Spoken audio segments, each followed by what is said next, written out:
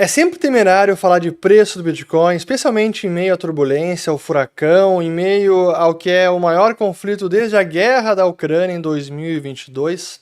Ainda assim, a gente não pode deixar de notar o comportamento do Bitcoin desde que a guerra no Irã foi deflagrada no dia 28 de fevereiro.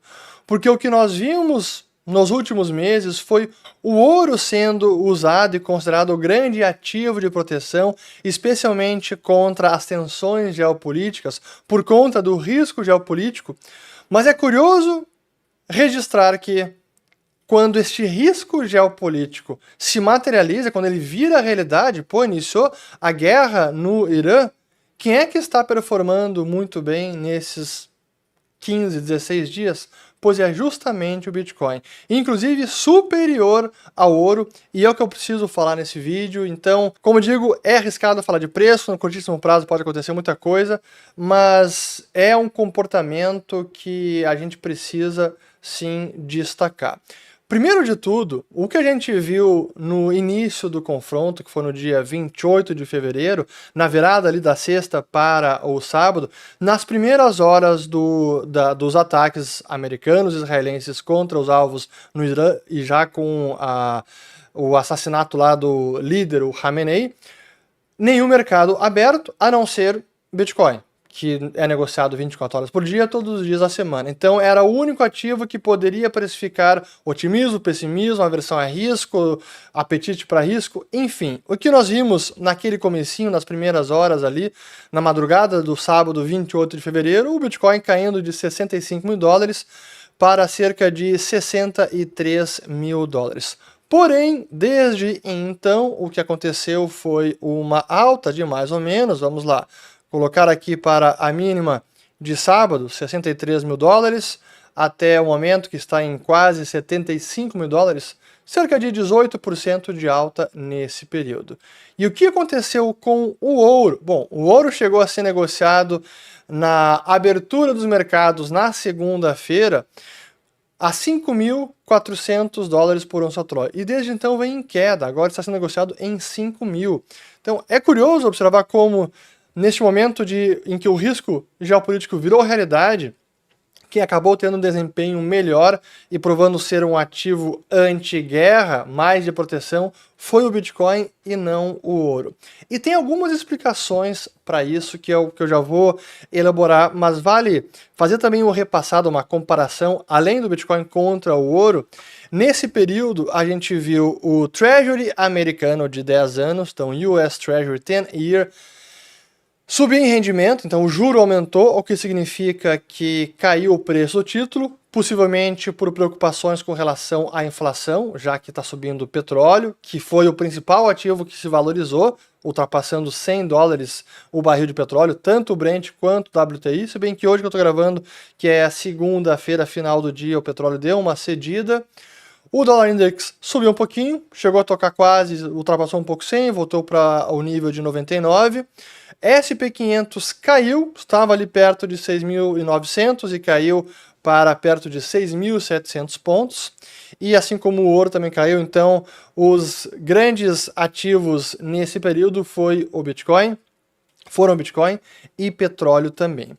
E aí falando de ouro, que é a parte que a gente precisa ressaltar, porque há muitos anos que eu venho já estudando e defendendo o Bitcoin como uma tese de investimento e tentando elaborar por que é um ativo superior ao ouro, e neste momento da guerra, a gente tem alguns exemplos que ilustram justamente o que eu digo que a materialidade do ouro, o fato de ser um ativo físico, não é a sua grande vantagem. Pelo contrário, é a grande desvantagem, a grande vulnerabilidade do ouro é o fato de ser um ativo físico, que é denso, que é custoso para custodiar, que é custoso para transportá-lo, especialmente para longas distâncias. E o que a gente está vendo agora, no caso da guerra no Irã, é justamente isso. Porque o que está acontecendo, até para quem não conhece muito? A região, o Golfo Pérsico, está sendo quase todos os países estão sendo atacados pelo Irã, já que praticamente todos têm bases americanas e essas bases também estão sendo usadas para os americanos atacarem o Irã. E nos Emirados Árabes Unidos temos uma das principais cidades, Dubai, que é um dos grandes hubs, centros de comércio e de transporte de ouro e prata físicos, as duas commodities. E nesses últimos 15 dias em que tivemos ataques de mísseis, ataques de drones e que o espaço aéreo do Golfo Pérsico, especialmente dos Emirados Árabes Unidos, ele foi interrompido durante vários dias, várias horas e por alguns momentos de alguns dias também precisou ser totalmente interrompido. Os voos que antes eram utilizados para transportar ouro para Dubai e de Dubai para outros pontos do mundo, da Ásia e da Europa, isso não está mais acontecendo ou está sendo perturbado, o fluxo está intermitente. O próprio jornal Financial Times falou sobre isso aqui numa matéria dessa semana, dizendo o seguinte, ó: fluxos de ouro e prata interrompidos enquanto a guerra no Irã encerra voos. Dubai é um importante centro de transporte de metais preciosos da África e da Europa para a Ásia. Vou ler apenas aqui os primeiros 2 parágrafos. Os fluxos globais de ouro e prata estão a sofrer grandes perturbações à medida que a guerra no Oriente Médio interrompe a maior parte do tráfego aéreo de entrada e saída de Dubai. Numa medida que os comerciantes dizem que poderá desencadear uma maior volatilidade nos preços que já sofreram oscilações acentuadas este ano. Dubai é um centro líder no transporte de barras de ouro, respondendo por 20% dos fluxos globais de ouro no ano passado. Isso inclui tanto barras de ouro extraídas na África e depois refinadas nos Emirados Árabes Unidos, quanto fluxos da Europa para a Ásia que transitam por lá. Aqui, para terem uma ideia, Emirados Árabes Unidos é o segundo maior exportador de ouro em 2024, atrás apenas da Suíça. Aqui até um parênteses, porque quando eu morava em Dubai em 2008, 2009, eu visitei o famoso Gold Souk, que é o mercado de ouro na cidade, na parte velha, que é fantástico, merece a pena ser visitado.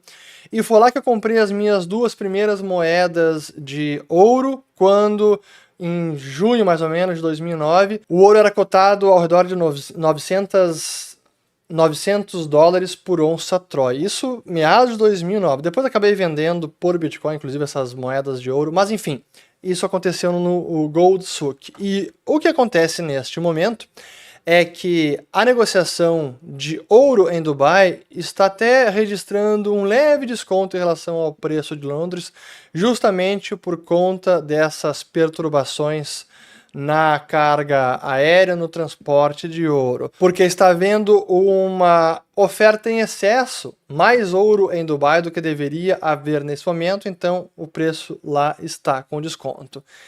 Esse episódio, a guerra agora, está evidenciando a grande desvantagem do ouro, que é um metal denso, difícil de armazenar, custoso e perigoso, inclusive, de transportá-lo. E além disso, os ataques estão fazendo muitas pessoas a deixarem esses países, especialmente aqueles que são expatriados, que estão morando temporariamente nesses países, mas que agora gostariam de deixar e levar consigo a sua riqueza, e aqueles que têm ouro no bolso, nos cofres, é muito mais difícil levar essa riqueza embora. O mesmo vale também para os cidadãos do Irã, que gostariam de proteger o seu patrimônio, a sua riqueza, é mais difícil fazer isso com ouro. Já com Bitcoin é exatamente o oposto. O que é desvantagem do ouro ser físico é a grande superioridade tecnológica desse ativo, que é puramente digital. Portanto, é mais barato, conveniente, seguro, rápido, custodiá-lo, transportá-lo, transferi-lo para qualquer pessoa.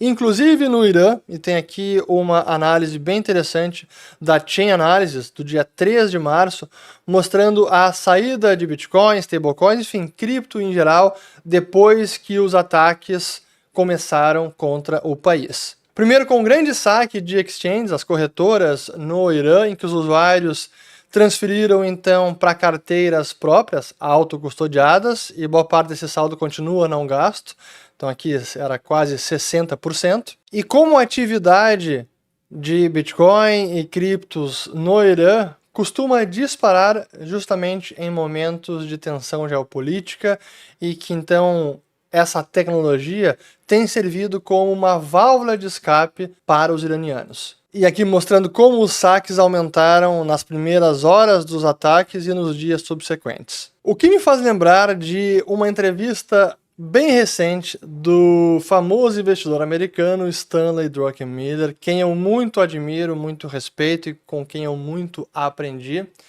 que foi dada para o Morgan Stanley. Eu recomendo a entrevista na íntegra, é uma aula de investimentos, sim, é realmente muito bacana. Mas a entrevistadora perguntou para ele sobre cripto, e essa foi a resposta dele, que logo depois eu vou comentar. Então vamos lá. Crypto? I said this a long time ago, and I'm going to say it again. It's a solution looking for a problem. I'm very sad that it ever happened as a store of value because it wasn't needed, but it's a brand and these people love it, so it's going to be a store of value. Notem só o que ele disse, né? Que ela perguntou crypto e ele respondeu: bom, para mim é uma pena que isso aconteceu. Eu já falei uma vez, eu vou repetir. É uma solução em busca de um problema, mas as pessoas consideram isso uma reserva de valor, que não era necessária, mas tem uma marca e as pessoas gostam. Primeiro, para ele é uma solução em busca de um problema, porque os problemas que o Bitcoin, eu vou me centrar aqui no Bitcoin, não no restante, os problemas que o Bitcoin resolve são problemas que possivelmente ele nunca enfrentou. Problemas de desvalorização de moeda, problemas de confisco, problemas de controles de capitais, sim, e tudo que acontece em países com moedas emergentes em que há uma opressão financeira estrutural e sistemática. Especialmente nesses países, o Bitcoin é uma grande solução porque os problemas são conhecidos e as pessoas se sentem prejudicadas por conta deles. No Brasil já foi muito mais no passado, hoje em dia ainda é na Venezuela, está sendo agora no Irã. A inflação no Irã é brutal. O regime dos ayatollahs dizimou o poder de compra do real iraniano nas últimas décadas. Então sim, que o Bitcoin é uma grande solução. E não apenas por conta da desvalorização, mas também pelo que eu acabei de descrever, que é a possibilidade de autonomia financeira, autonomia com o seu capital, em que o iraniano pode colocar os seus bitcoins numa carteira autocustodiada, pode sair do país, pode sair da cidade, pode transferir para um parente, pode fazer o que quiser com o seu dinheiro, o seu patrimônio, sem que nenhum regime, seja um regime religioso, autocrático, teocrático, secular, democrático, não importa. Ninguém pode dizer o que ele pode fazer com o próprio dinheiro. Se isso não é uma tecnologia extremamente valiosa e útil, eu não sei o que seria. Mas o Druckenmiller prossegue, eu quero continuar aqui na resposta dele, depois eu encerro o vídeo. Então vamos lá. On the other hand, blockchain and the use of stablecoins, if you want to throw crypto into that, tokens, incredibly useful in terms of productivity. I assume our whole payment systems will be stablecoins at 10 or 15 years. Efficient, quicker, cheaper. Aí ele fala que stablecoins, na opinião dele, se quer colocar cripto nisso tudo, e tokens que serão meios de pagamentos muito importantes, se não o principal método de pagamento em 10 ou 15 anos. Concordo com ele nisso, os stablecoins seguirão crescendo.